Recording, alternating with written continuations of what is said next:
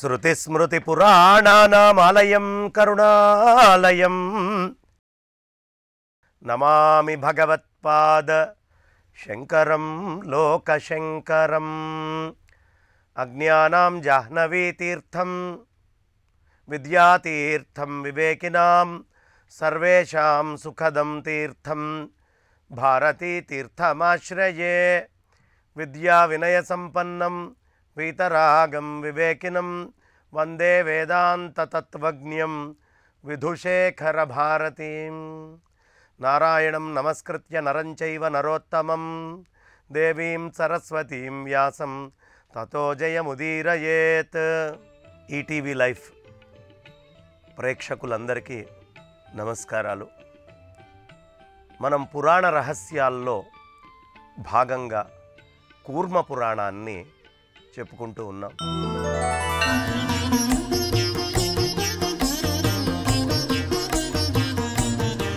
ఈ కూర్మ పురాణంలో కూడా సృష్టి ఎలా జరిగింది, ఈ సృష్టిలో ఎవరెవరు ఎప్పుడెప్పుడు ఎలా పుట్టారు అని కూర్మ పురాణం ఏం చెప్తోంది సృష్టి విషయంలో అని చక్కగా చెప్పుకుంటూ వెళ్తున్నాం. ఇందులో స్వయంభువ మనువుకి ఎవరెవరు పుట్టారు, యాములేమిటి, ఈ విషయాలన్నీ కూడా మనం చెప్పుకున్నాం. ఆ తర్వాత దక్ష ప్రజాపతికి ప్రసూతితోటి కలిగినటువంటి ఆ 20 మంది కన్యల గురించి కూడా 24 కన్యలు 24 మంది కన్యలు పుట్టారు. వాళ్ళ గురించి కూడా చాలా విస్తృతంగా చెప్పుకున్నాం. ఆ కన్యల పేర్లన్నీ కూడా మనం చెప్పుకోవడం జరిగింది. ఈ విధంగా ఒక్కొక్కళ్ళు ఏ విధంగా వచ్చారు అని చెప్తూ ఆ దక్ష ప్రజాపతి కూతుళ్లలో ఎవరైతే ఉన్నారో 13 మందిని భార్యలుగా ధర్ముడు స్వీకరించాడు. ఆ 13 మందే కాకుండా వాళ్ళకంటే అందమైనటువంటి నేత్రాలు ఉన్నటువంటి వాళ్ళు, వయసులో చిన్నవాళ్ళైన మరో 11 మంది కన్యల్ని కూడా ఆయన వివాహం చేసుకోవడం జరిగింది. వాళ్ళ పేర్లు ఖ్యాతి, సతి, సంభూతి, స్మృతి, ప్రీతి, క్షమ, సంతతి, అనసూయ, ఊర్జ, స్వాహ, అలా అదేవిధంగా స్వధ, ఇట్లా ఇంతమంది పుట్టారు. స్వాహ, స్వధ ఇవన్నీ అగ్నిహోత్రాల్లో మనం వాడే పేర్లు. పురాణ రహస్యాల్లో మనం తెలుసుకోవాల్సింది ఏంటి అంటే, ఈ పేర్లు ఏవైతే చెప్తున్నారో ఇవన్నీ యజ్ఞంలో మనం వాడేటటువంటి, మన లోపల మనం వాడేటటువంటి అనేక అంశాలకు సంబంధించిన మూలాలు. ఈ పుట్టుక బయట ఎక్కడో జరగట్లేదండి, మనలోనే జరుగుతోంది. మనం తినే ఆహారాల్లో దేవతలకు అందించేదంతా మన శరీరంలోనే దేవతలు ఉన్నారు, మన శరీరంలోనే పితృదేవతలు ఉన్నారు. లేకపోతే ఇంకో పిల్లవాడు పుట్టాలి అంటే దేహాన్ని ఆశ్రయించే పుడుతున్నాడు. వీళ్ళందరికీ ఎక్కడి నుంచి అందుతున్నాయి అంటే, లోపలున్న పితృదేవతలందరికీ స్వధా అనేటటువంటి అమ్మవారి లోపల పుట్టింది. స్వాహ అనేటటువంటి అమ్మవారి ద్వారా దేవతలందరికీ కూడా చక్కగా ఆహారాలు అవి వెళ్తూ ఉంటాయి. అందుకనే పెద్దలైనటువంటి వాళ్ళు చక్కగా భోజనం చేసే ముందు ప్రాణాయ స్వాహ అని ముందు స్వాహాకారాలు చెప్తూ ఆ స్వాహాకారాలతో ఆహుతులు వేస్తారు. ఎందుకు వేస్తారయ్యా అంటే, ఆ స్వాహాదేవతల్ని సంతృప్తి భరిస్తే వాళ్ళది తీసుకొని దేవతలందరినీ సంతృప్తి భరుస్తారు. కాబట్టి ముందు ఓ స్వాహాదేవత నీకు ఇస్తున్నానమ్మా, నీ ద్వారా దేవతలకు చేర్చు, ఇది పద్ధతి. ఇక స్వధాదేవతలు కూడా ఉంటారు. స్వధాదేవతలందరూ పితృదేవతలకు సంబంధించినటువంటి వాళ్ళు. ఈ విధంగా మొత్తము ఈ పుట్టినటువంటి వాళ్ళ పేర్లన్నీ మనం చెప్పుకున్నాం. అదేవిధంగా 11 మంది కన్యలు యథాక్రమంగా భృగు మహర్షికి, మరీచికి, ఆంగిరస మహర్షికి, పులస్త్యుడికి, పులహుడికి, క్రతువుకి, అత్రి, వశిష్ఠుడు, వహ్ని ఇలా పితృదేవతలు భార్యలుగా స్వీకరించారు. ఇందులో శ్రద్ధకి పుట్టినటువంటి వాడి పేరు కాముడు. మనకి చూడండి, శ్రద్ధకి పుట్టేటటువంటి వాడి పేరేమిటి? కాముడు. ఇందులో రహస్యం ఏమిటి? ధ్యాయతే విషయాన్ పుంసః సంగస్తే షూపజాయతే సంగాత్ సంజాయతే కామం. భగవద్గీతలో కృష్ణుడు చెప్పాడు కదండి. ఎప్పుడూ మనం విషయాల్ని ధ్యానం చేస్తూ ఉంటే ఆ విషయంతో మనకి సాంగత్యం ఏర్పడుతుంది. ఆ ఏర్పడినటువంటి సాంగత్యం వల్ల కామం వస్తుంది. అంటే మనం దేని మీదైనా ఎక్కువ శ్రద్ధ చూపిస్తే ఆ ఎక్కువ శ్రద్ధే మన లోపల కామం కింద మారుతుంది. అందుకనే శ్రద్ధకి పుట్టినటువంటి కొడుకు పేరు కాముడు అన్నారు. ఇక లక్ష్మీపుత్రుడికి దర్పము అనేటటువంటి పేరు పెట్టారు. అలాగే ధృతిపుత్రులకి నియమము అనేటటువంటి వాడు పుట్టడం, తుష్టికి సంతోషము అనే పేరు మీద. ఎప్పుడైనా గుర్తుంచుకోండి, ధృతి ఉందా నియమం ఉంటుంది. మనం ఎంత స్ట్రాంగ్గా ఉంటే మనలో నియమం అంత గట్టిగా ఉంటుంది. లక్ష్మి అనేటటువంటిది బాగా ఎక్కువ ఉంటే దర్పం వస్తుంది. నా దగ్గర ఇంత ఉంది, నేను ఎవరిని లెక్క చేయను అనేటటువంటి దర్పానికి కారణం లక్ష్మి అనేటటువంటిది ఉండడం. కాబట్టి కాముడు శ్రద్ధకి పుడతాడు, లక్ష్మీదేవికి పుట్టేటటువంటి వాడు దర్పము అనేటటువంటి వాడు అయి ఉంటాడు. ఈ లక్షణాలు మనం బయట చూడొచ్చండి. బాగా డప్పున్నవాడి దగ్గర దర్పం ఉంటుంది. అదే బాగా శ్రద్ధ ఉన్నవాడి మీద కామం ఉంటుంది. ఎవరికి శ్రద్ధ ఉంటుందో వాడినే కోరిక ఆశ్రయిస్తుందండి. నేను ఈ పని చెయ్యాలి అనే శ్రద్ధ ఉన్నవాడికి ఆ కామము అనేటటువంటిది కలిగి ఆ పని పూర్తి చేయిస్తుంది. డబ్బు ఉన్నవాడి దగ్గర దర్పం ఉంటుంది. ధృతి అనేటటువంటిది బాగా ధైర్యం, గుండె ధైర్యం ఉన్నవాడికి సిస్టమేటిక్ నియమము అనేటటువంటి వాడు సంతానం. ఇక బాగా తుష్టి ఉందనుకోండి, సంతోషంగా ఉంటాడు. అలాగే పుష్టి, బాగా డబ్బుతో పాటు పుష్టి ఉంటే లాభము అనేటటువంటి కొడుకు పుడతాడు. మనము శుభము లాభము అని రాస్తుంటాం కదా, క్షేమము లాభము అని. ఇదంతా వీళ్ళకి సంబంధించినటువంటి సంతానాన్ని గుర్తు చేయటం. అదేవిధంగా మేధ అనేటటువంటి దానికి పుత్రుడు శృతుడు. శృతులు అంటే వేదము. ఇవన్నీ ఈ వేదము ధర్మశాస్త్రాలు ఎవరిని ఆశ్రయిస్తాయ్యా? ఎవరికి మేధ బాగా ఉంటుందో ఆ మేధ ఉన్నటువంటి వాళ్ళకి వాళ్ళు వస్తారు. ఇక క్రియకి పుట్టినటువంటి కొడుకు పేరు దుందుడు అని పిలుస్తారు. ఇతన్నే సమయము అని కూడా అంటారు. క్రియ అంటే పని, పనికి ఇంటర్లింక్ ఏంటండి? టైం. కాబట్టి ఈ దుందుడు సమయము అనేటటువంటి వాళ్ళు క్రియ అనేటటువంటి దానికి పుడతారు. ఇక బుద్ధికి పుత్రుడు బోధ. బుద్ధి అంటే ఏం కావాలండి? బోధ. బుద్ధి నుంచి వచ్చేటటువంటి దాన్ని బోధ అంటారు. అలా అదేవిధంగా మనకి అప్రమాదుడు అనేవాడు కూడా జన్మించాడు. ఈ బోధ ప్రమాదం లేకుండా ఉండడం, ఈ రెండు బుద్ధి ఉన్నవాడికి ఉంటాయండి. బాగా బుద్ధి ఉన్నవాడు తొందరగా ప్రమాదంలో పడడు. అదేవిధంగా బోధ వినడంలోనూ చెప్పడంలోనూ ఆలస్యం చేయడు. ఇక లజ్జ అనేటటువంటి ఆమెకు పుట్టినటువంటి కొడుకే వినయం. లజ్జ ఉంటే వినయం ఉంటుందండి. ఏకలజ్జ పరిత్యజ్య. ఇక వాడికి వినయం ఉండే అవకాశం లేదు. వాడిగా మూలోకాల్లో ఏ పనైనా చేయగలడు లజ్జను వదిలిపెట్టినవాడు. లజ్జ అనేటటువంటి ఆవిడికి పుట్టినటువంటి సంతానమే వినయము. ఇక వపుపుత్రుడు అనేటటువంటి వాడికి వ్యవసాయకుడు అనేవాడు పుట్టాడు.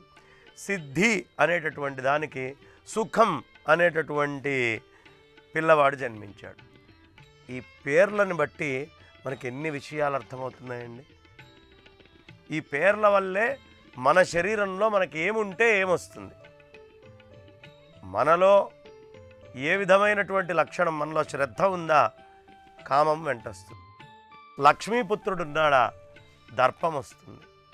అదేవిధంగా మనకి వినయము అనేటటువంటిది కావాలా, ఆ వినయము అనేటటువంటి లక్షణము రావాలి అంటే వినయానికి సంబంధించినటువంటి పుత్రుడు లజ్జ అనేటటువంటి వాడు ఉండాలి. ఇలా ఏ లక్షణం వల్ల ఎలాంటివి వస్తాయి, మనలో కూడా బై ప్రోడక్ట్ వీటిని పట్టే పుట్టుకొస్తుంది అని పురాణము రహస్యాన్ని చెప్తోంది. నాయనా, నీలో ఏ లక్షణం ఉంటే ఎలాంటి లక్షణం బయటకు వస్తుంది. మన ముందర ఉన్న వాళ్ళని కూడా మనం అసెస్ చేసుకోవాలి. ఎలాంటి వాళ్ళు నా ముందు నిల్చున్నారు అన్న వాళ్ళల్లోంచి ఏ లక్షణం బయటకు వచ్చే అవకాశం ఉంది, అవన్నీ కూడా మనం గ్రహించాలి. అంటే ఈ పురాణాలన్నింటినీ కూడా చదువుకోవాలి. అదేవిధంగా కీర్తి అనేటటువంటి వాడికి కొడుకు ఎవరు? యశుడు. మనకి యశస్సు యశము కావాలనుకోండి, కీర్తి ఉంటే యశం అదే వస్తుంది. వెళ్ళంగానే ఓ మీరు ఫలానా వారా అండి, నమస్కారం అండి, ఇదంతా యశస్సులో భాగమే కదా. కాబట్టి కీర్తి అనేటువంటి ఉంటే వాడికి యశస్సు వస్తుంది. వీళ్ళంతా ధర్ముడి యొక్క పుత్రులు. ఇంకా కామము అనేది వచ్చిందనుకోండి, కామానికి కొడుకెవరయ్యా? హర్షుడు. కాబట్టి దేవతలకు ఆనందాన్ని కలిగించేవాడు హర్షుడు. మనకేదైనా కోరిక ఉంటే వెంటనే దేవతలు హర్షిస్తారు. ఎందుకు?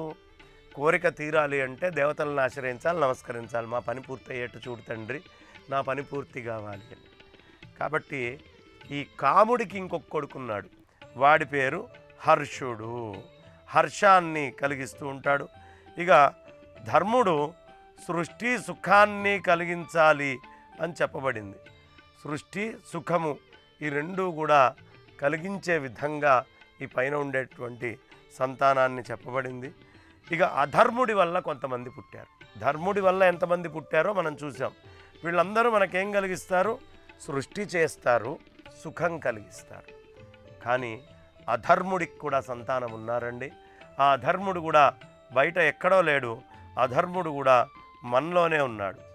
అధర్ముడికి సంతానం ఎవరు? హింస, వికృతి. అధర్మం ఎవడి యందు వస్తుందో వాడిలోంచి హింస చేయాలంటే ఏమాత్రం వాడు వెనక్కి చూడ్డు. అదేవిధంగా వికృతమైనటువంటి చేష్టలు వస్తాయి. అనృతము, అబద్ధాలు చెప్పడము అనేటటువంటిది కూడా ఈ సంతతిని పొందింది.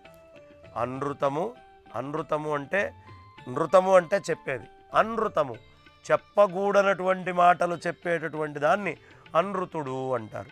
కాబట్టి అధర్మానికి హింస ఉంటుంది, వికృతి ఉంటుంది, అనృతము మాట్లాడకూడనటువంటి మాటలు మాట్లాడుతూ ఉంటారు. ఈ విధంగా వీళ్ళుంటే ఆ వికృతి అనేటటువంటి దానికి అనృతాల వల్ల భయము, నరకము. చెప్పకూడనటువంటి మాటలు చెప్తే ఏమొస్తుందయ్యా అంటే భయం వస్తుంది, నరకం వస్తుంది. ఎందుకు? చెప్పకూడని మాటలు చెప్తే అది అబద్ధం. అబద్ధము మర్చిపోకుండా ఎక్కువ గుర్తుంచుకోవాలి. నువ్వు ఎంత గుర్తుంచుకుంటున్నావో ఆ అబద్ధం నీ వెంట ఉండి అంత బాధ పెడుతూ ఉంటుంది.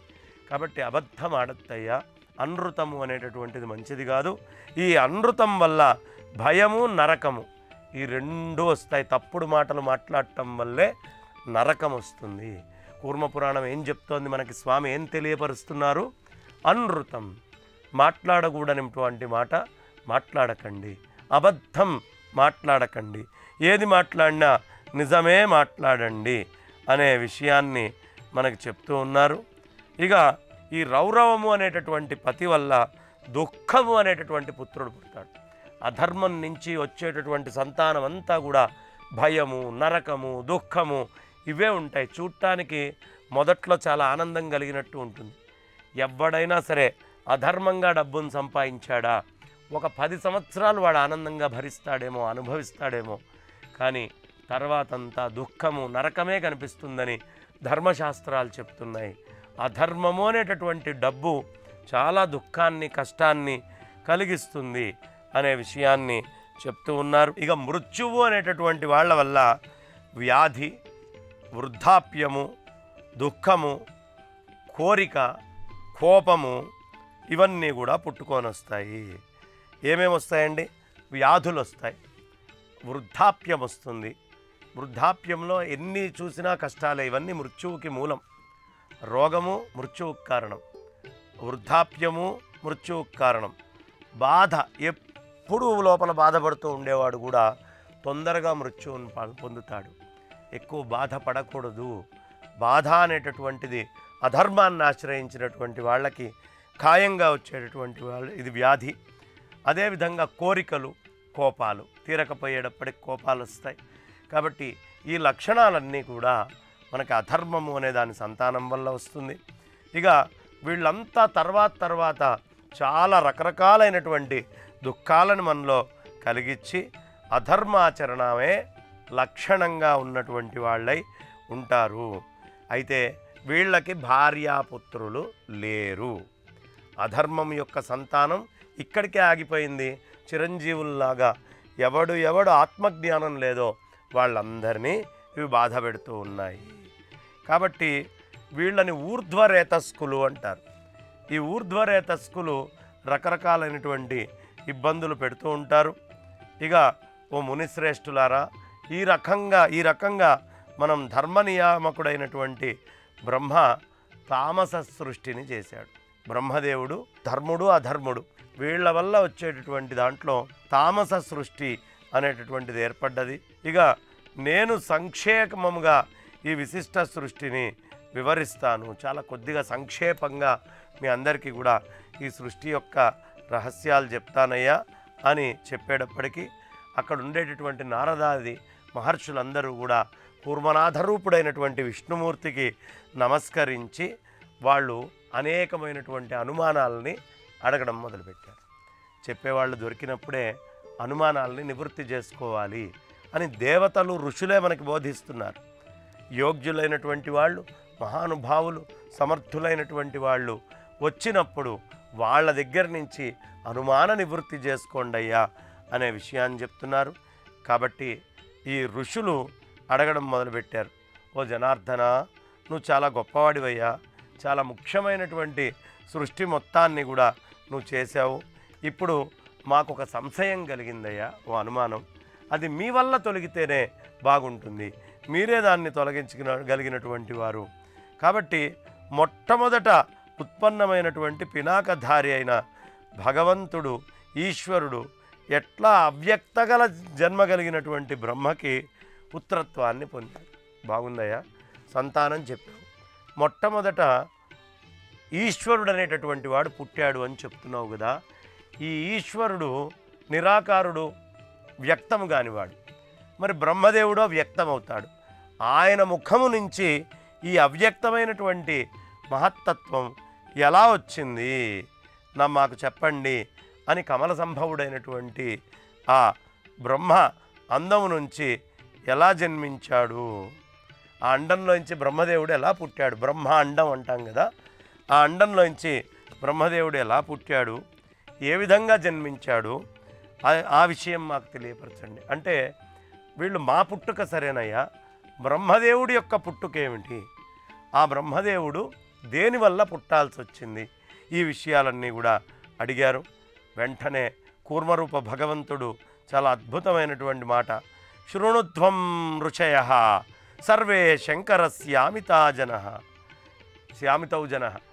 అయ్యా, చాలా శ్రద్ధగా వినండి ఓ ఋషులారా, మీరు అడిగారు, నేను మీకు చెప్తాను. అదేమిటయ్యా అంటే, అంత తేజస్వంతుడైనటువంటి శంకరుడు చాలా బ్రహ్మత్వము అనేటటువంటి బ్రహ్మకి పుత్రుడు అని ఎలా పొందాడు అని కదా మీరు అడిగింది. బ్రహ్మదేవుడు కమలం నుంచి ఎలా ఉద్భవించాడు, ఇది రెండో ప్రశ్న కదా. ఈ రెండు ప్రశ్నలకి నేను సమాధానం చెప్తానయ్యా. పూర్వకల్పంలో చివర్లో ఆ కల్పాంతము జరిగేటటువంటి సమయంలో ముల్లోకాలన్నీ కూడా అంధకారంతో నిండిపోయినాయ్యా. భయంకరమైనటువంటి చీకటి, ఎక్కడ చూసినా నీళ్లు తప్ప ఇంకొక మాటే లేదు. ఇక దేవతలు మొదలైన వాళ్ళు లేరు, ఋషులు అనేటటువంటి వాళ్ళు కూడా అప్పుడు లేరయ్యా.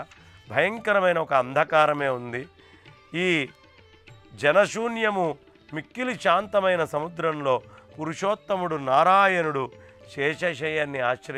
శేషశయనుడై ఆ శేషాన్ని ఆశ్రయించి చక్కగా శయనించి ఆయన ఇలా నిద్రపోతూ ఉన్నారు. ఆ సమయంలో వేల శిరస్సులు, అదేవిధంగా నేత్రాలు, పాదాలు, బాహువులు కలిగినటువంటి ఆ స్వామి విద్వాంసుల చింతనకు విషయమయ్యాడయ్యా. సహస్రశీర్ష్వా భూత్వాస సహస్రాక్ష సహస్రపాత్ సహస్రబాహు సర్వజ్ఞం చింత్యమానో మనీషిభిః. ఈ విధంగా ఆ నిద్రిస్తూ ఉండేటటువంటి సమయంలో పీతాంబరధారి, సర్వజ్ఞుడే కాదండి, పసుపచ్చటి బట్టలు ధరించాడు ఆయన. విశాలమైనటువంటి కళ్ళు, మామూలు కళ్ళు కాదు, చాలా విశాలమైనటువంటి కళ్ళు, నల్ల మేఘముతో సమానమైనటువంటి వర్ణము. బాగా నల్లటి మేఘాలు వస్తాయి ఆకాశంలో, ఆ మేఘాలే నిజంగా వర్షించేటటువంటి మేఘాలు. ఏ మేఘములో ఆ పరమాత్మ విస్తృతంగా కనిపించేట్టు భూతద్దంలో సూర్యనారాయణమూర్తి కిరణం పడ్డట్టు ఆయన తేజస్సు పడుతుందో అక్కడి నుంచి నీళ్లు మొత్తం భూమి మీదకి రావడం అవుతుందయ్యా.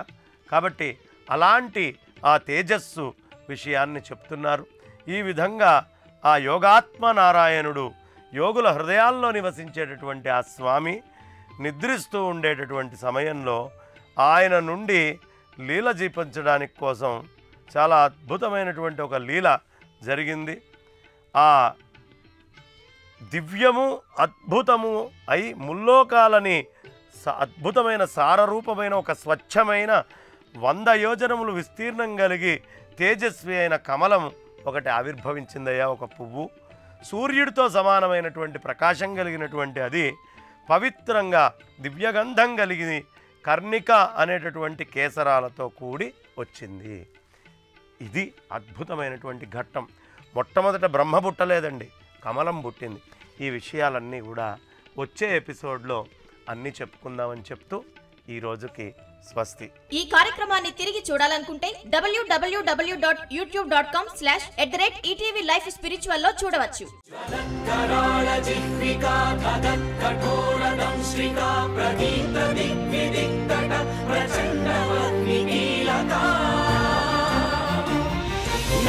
సహస్ర శత సహస్ర కోటి కోటి కేసరం నమో నమః.